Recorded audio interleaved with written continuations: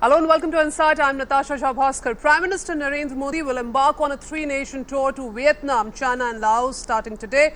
During the first leg of his visit, the Prime Minister will reach Vietnamese capital Hanoi tonight, where he will meet President and Prime Minister and hold wide-ranging talks with the top leadership to deepen ties in key areas of defense, security and trade and oil exploration. This will be followed by his visit to China for G20 summit and ASEAN summit at Laos. We'll try and analyze the significance of this visit, but before that, here's a quick report. So hectic diplomatic schedule for Prime Minister Modi, and joining me for more on this, very esteemed guest with me, Professor Sreeram Chaulia, Dean Jindal School of International Affairs. Thanks very much, Professor, for joining us on this program. Straight to you, Professor Chaulia. What's high on the agenda as far as the India-Vietnam bilateral ties are concerned? The first visit, the first leg of this three-nation tour actually will start from Vietnam. Prime Minister Modi is focusing high on trade and security ties. The major significance of this particular visit. Yeah, Vietnam is actually the coordinator from the ASEAN group for relations with India.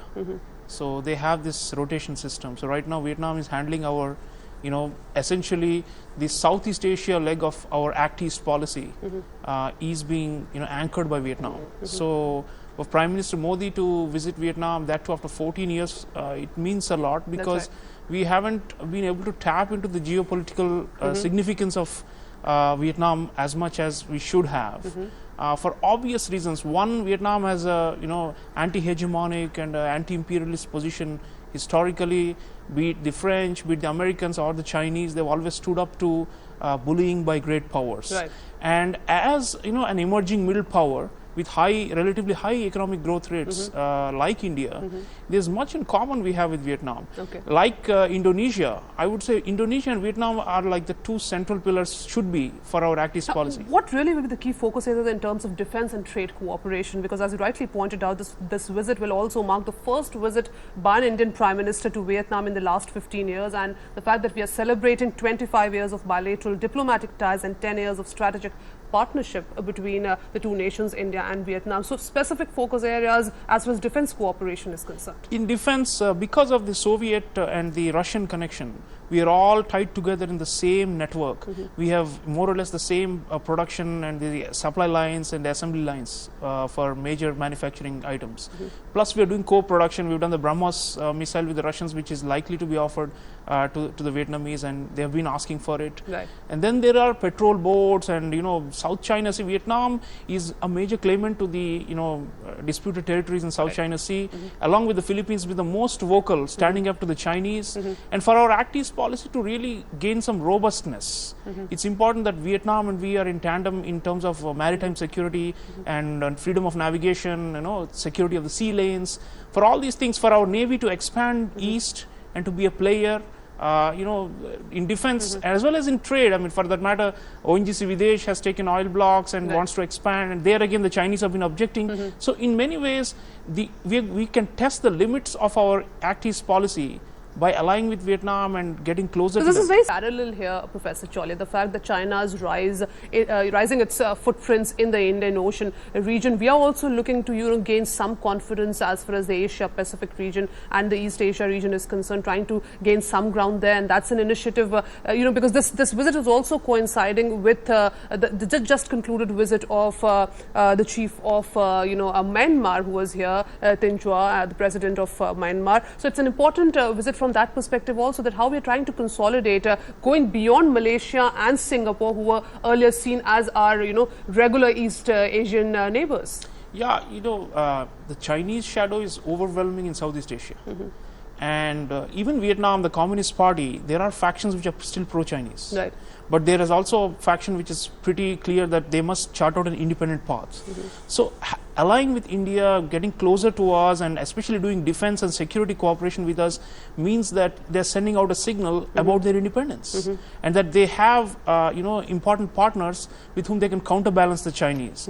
Of course, no one can deny the Chinese importance in terms of the economic interdependence that Southeast Asia has with Beijing. So we are not really an alternative to China. We are not yet close to being there.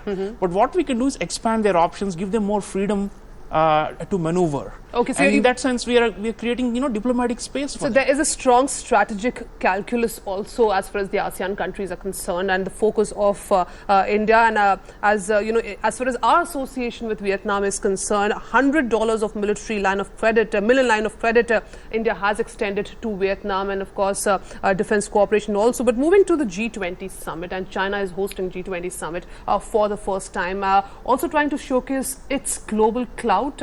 We'll see President Obama, also Angela Merkel, and Vladimir Putin visiting. How important this is from the perspective of China as a rising power, and simultaneously bilateral ties and bilateral summits likely to happen on the sidelines of this particular summit. China is hosting Hangzhou. They want to showcase their technological prowess. Hangzhou is like a high-tech city, and they also want to, I think, impress upon the world that they are driving global growth, even though they have slowed down.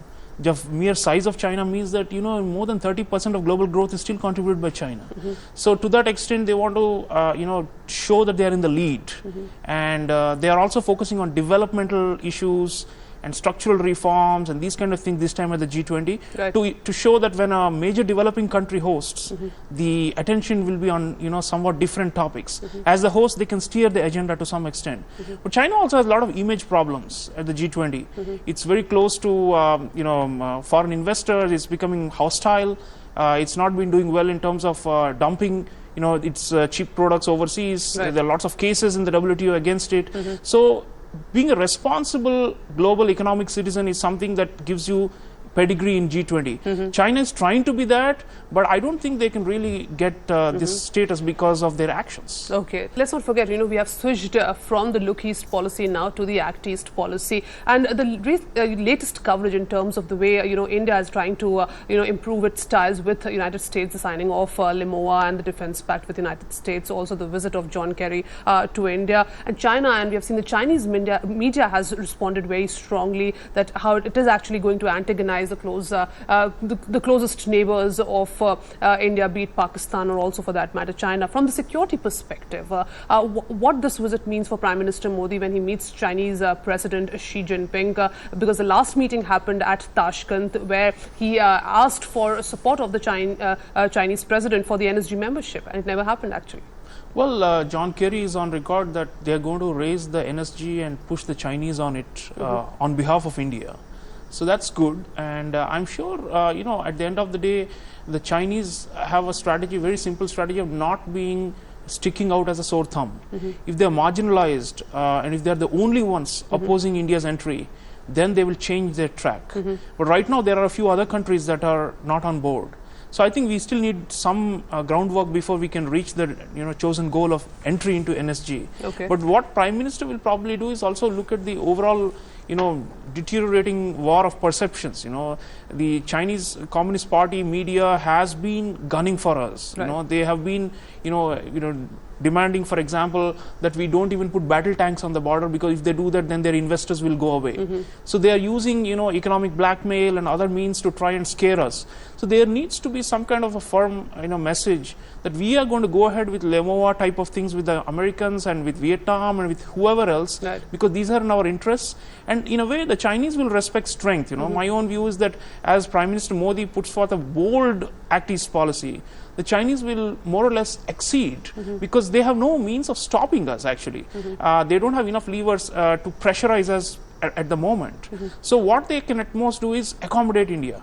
And I think the message will be that India will forge ahead. But do you see a shift in geostrategic game? Because even with the visit of John Kerry, when John Kerry was extremely vocal on the sort of role Pakistan is playing in terms of propagating terrorism, and the fact that terror is being literally emanating from the soil of Pakistan. The question is that do you see a shift in American policy, and simultaneously also the way China is going to respond? Let's not forget heavy investments being done in Pakistan through the Economic Corridor project.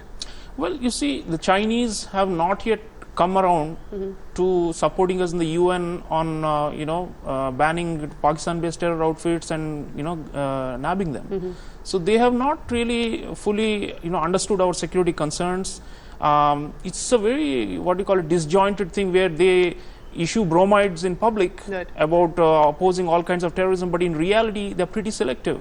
So these are the things on which Prime Minister will definitely push the Chinese president. And of course the border remains tense. We have not been able to resolve it, and there are reports of incursions now and then from the PLA side. Okay. We are strengthening the infrastructure on our side, so we can actually expect more incursions by them to try and deter us. So this is actually a tense period in the bilateral relations, Okay. and I think it's important the Prime Minister puts some economic pie on the table. The Chinese love it. You know, they have been angling for our bullet train contracts, for example. They're very upset why we gave the first one, the Ahmedabad Mumbai, to the Japanese.